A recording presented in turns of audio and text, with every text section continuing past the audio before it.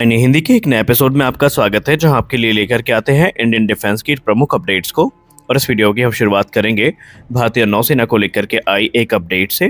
दोस्तों, भारतीय नौसेना जो कि 26 की संख्या में राफेल एम फाइटर्स को खरीदना चाहती है, इसको लेकर के अब एक बड़ा डेवलपमेंट देखने को मिला है। मीडिया रिपोर्ट्स में ऐसा कहा जा रहा है कि भारतीय नौसेना 26 राफेल फाइटर जेट्स की खरीद के लिए जो अपनी रिपोर्ट है उसको तैयार कर चुकी है।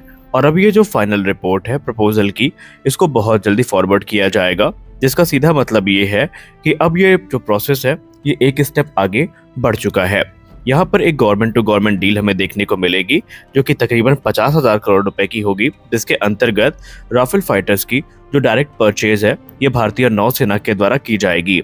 दरअसल यहाँ पर एक लंबे और लेंदी टेंडर प्रोसेस को बाईपास करने का प्रयास किया जा रहा है। हालांकि अभी जो फाइनलाइजेशन है डील का, ये एक स्टेप अभी आगे है, क्योंकि अभी कॉन्ट्रैक्ट इंक होने से पहले प्राइस निगोशिएशन और दूसरी चीजें जो है ये भारतीय नौसेना के द्वारा सुनिश्चित की जाएंगी और उसके बाद ही आगे की जो कार्यवाही है ये होगी। हालांकि अगर हम फैक्टर्स की बात करें इस परचेज को प्रभावित करने वाले, तो यहाँ पर जो प्राइस है ये एक इम्पोर्टेंट रोल अदा करेगा।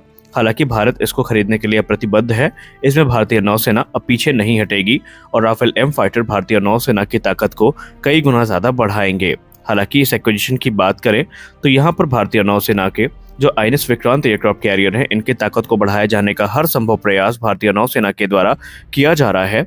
और इसी के अंतर्गत एक कैसे टफ कंपटीशन में राफेल फाइटर्स ने खुद को साबित किया है, जहां पर उनका सामना F-18 सुपर हॉर्नेट ब्लॉक 3 से हुआ था। और एक एक्सटेंसिव ट्रायल के बाद भारतीय नौसेना इन राफेल एम फाइटर्स को सेलेक्ट कर चुकी है। हालांकि बीच में कुछ र्यूमर सामने आए थे कि इस डील को फाइनलाइज करने के बाद जो एडिशनल राफेल की डील है ये भी साइन की जाएगी। हालांकि भारतीय नौसेना ने इस पर कोई स्पष्ट टिप्पणी नहीं करी है और माना जा रहा है कि ये राफेल एम की डील अंतिम डील होगी। उसके बाद भारतीय नौसेना ट्विन इंजन डिग बेस फाइटर पर अपना ध्यान केंद्रित करेगी, यानी TDBF पर अपना ध्यान केंद्रित करेगी और कोई विदेशी फाइटर हमें देखने को नहीं मिलेंगे। हालांकि भारतीय नौसेना ने अपनी कुछ स्पेशल डिमांड भी रखी है राफेल एम फाइटर के लिए, जो कि इस डील को वो और भी ज्यादा कॉम्प्लेक्स बना रहे हैं। दरअसल भारतीय नौसेना का ये कहना है कि वो अपनी मिशन रिक्वायरमेंट के हिसाब से जो इंडियन मेड वेपन सिस्टम है और फ्रेंच वेपन सिस्टम है उसको एक्वायर करना चाहते हैं। और अभी तो इनिशियली ये सुनने में आ रहा है कि डसॉल्ट एविएशन को इससे कोई प्रॉब्लम नहीं है।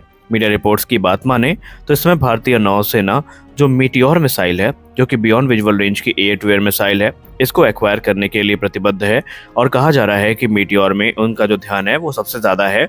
इसके बाद स्कैल्प क्रूज मिसाइल का जो नेवल स्ट्राइक वेरिएंट है, ये भी भारतीय नौसेना अपने राफेल एम फाइटर्स के लिए खरीदेगी। इस समय अगर हम बात करें फ्रेंच ग्रुप डसॉल्ट एविएशन के साथ, तो बातचीत चल रही है और इस BBR मिसाइल के इंटीग्रेशन को लेकर के भी जो बातचीत है वो एक पॉजिटिव वे में आगे बढ़ रही है। रिपोर्ट्स में ये भी कहा जा रहा है कि भारतीय नौसेना ये चाहती है कि जो इंडियन मेड वेपन सिस्टम है, जिसमें अस्त्र BBR मिसाइल हो गई, रुद्रम सीरीज की मिसाइल्स हो गई, इनको भी इंटीग्रेट करने की जो परमिशन है ये डसॉल्ट एविएशन के द्वारा दी जाए। इसके अलावा जो स्कैल्प, जो कि एक लॉन्ग रेंज की एयर लॉन्च क्रूज मिसाइल है, जो कि हाई वैल्यू टारगेट को हिट करने में और एंटी शिप मिशंस में इस्तेमाल की जा सकती है, उसको भी इस फाइटर जेट की फ्लीट में शामिल करने पर जोर दिया जा रहा है। और अगर ये सब कुछ हो जाता है तो राफेल एम मौजूदा समय में भारतीय नौसेना के सबसे पावरफुल फाइटर्स होंगे, क्योंकि इस समय भारतीय नौसेना अपनी ज़रूरतों को पूरा करने के लिए MiG-29K पर डिपेंडेंट है, लेकिन वो सर्विसबिलिटी और पार्ट्स की अनअवेलेबिलिटी की वजह से काफ़ी ज़्यादा प्रभावित हुए हैं। इसके वजह से भारतीय नौसेना को कम से कम समय में जो एडवांस फाइटर्स हैं इनकी ज़रूरत है। और आपको बताते चलें कि भारतीय नौसेना का ये जो डिसीजन है काफ़ी महत्वपूर्ण भी है, क्योंकि यहाँ पर कॉमनैलिटी को ध्यान में रखकर आगे कदम बढ़ाया जा रहा है। यानी जरूरत पड़ने पर भारतीय वायुसेना से सहयोग की उम्मीद भी यहाँ पर उपस्थित रहेगी। यहाँ पर सिर्फ भारतीय नौसेना नहीं, बल्कि हिंदुस्तान एरोनॉटिक्स लिमिटेड और दूसरी जो भारत की संगत संस्थाएं हैं ये भी काफ़ी ज़्यादा एक्टिव है। और आपको पता ही होगा कि भारत ने एक बहुत बड़ा सबक सीखा है कि जब किसी फाइटर जेट को खरीदा जाए तो उसके बाद जितने भी सपोर्ट इक्विपमेंट हैं और सपोर्ट फैसिलिटीज़ हैं उनको भी उसी लगातार विकसित कर लिया जाए, ताकि आने वाले भविष्य में कोई दिक्कत ना हो, जो कि हमने रशिया यूक्रेन युद्ध में एक चीज़ सीख ली है। और इसी चीज़ पर आगे बढ़ते हुए और इस सेक्टर में आत्मनिर्भरता को सुनिश्चित करते हुए हिंदुस्तान एरोनॉटिक्स लिमिटेड इस समय डसाल्ट एविएशन के राफेल फाइटर में जो इंजन इस्तेमाल किए जाते हैं और उनको बनाने वाली कंपनी निकमा के साथ एक महत्वपूर्ण समझौते पर काम कर रही है। और ये पार्टनरशिप जो होगी, इसमें जो की कंपोनेंट्स हैं राफेल में इस्तेमाल किए जाने वाले M88 इंजन के, इनका निर्माण भारत में किया जाएगा। न सिर्फ इनका निर्माण भारत में किया जाएगा बल्कि एक advance MRO facility Rafale fighter jets की भारत में स्टैब्लिश की जाएगी, जहां पर भारतीय वायुसेना और भारतीय नौसेना दोनों के जो राफेल फाइटर्स हैं इनको MRO सपोर्ट प्रदान किया जाएगा। ये जो निगोशिएशन है ये चल रहे हैं सैफरान और HAL के बीच में। जैसे ही ये चीज़ें सक्सेसफुली हो जाती हैं तो जो लोकल मैन्युफैक्चरिंग के क्रिटिकल पार्ट्स के जो कि M88 इंजन में इस्तेमाल किए जाते हैं उनका निर्माण भारत में शुरू किया जाएगा। और ये इंजन भारतीय वायुसेना और भारतीय नौसेना दोनों के राफेल को पावर करते हैं और इसीलिए ये जो कमिटमेंट है सैफरान की, ये भी हमें देखने को मिली है। सबसे खास बात यहाँ पर ये होगी कि ये जो MRO फैसिलिटी होगी ये state of the art MRO facility होगी, जो कि राफेल के M88 इंजन को तो रिपेयर करेगी ही करेगी। इसके अलावा जो फॉरेन कस्टमर्स हैं उनको भी भारत से सपोर्ट दिए जाने की जो बातचीत है ये चल रही है।